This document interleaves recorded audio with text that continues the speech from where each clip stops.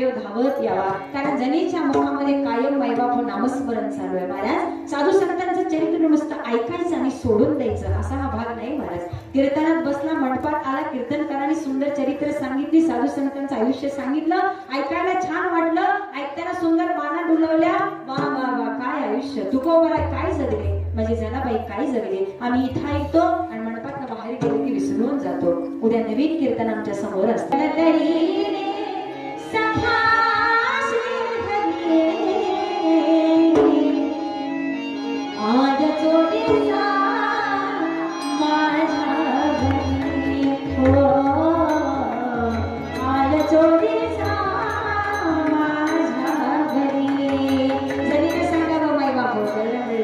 देवाने यावं आणि चोळीचा आर मात्र माझ्या जनाबाईवरती यावा.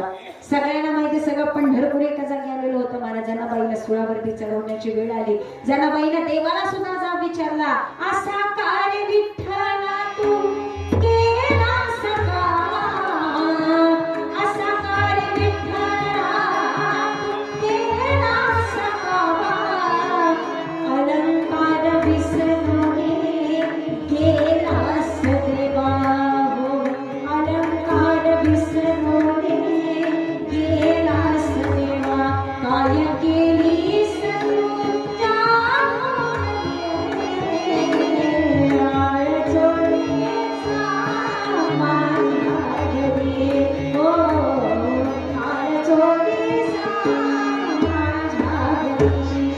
जनाबाईला उत्तर द्यावं.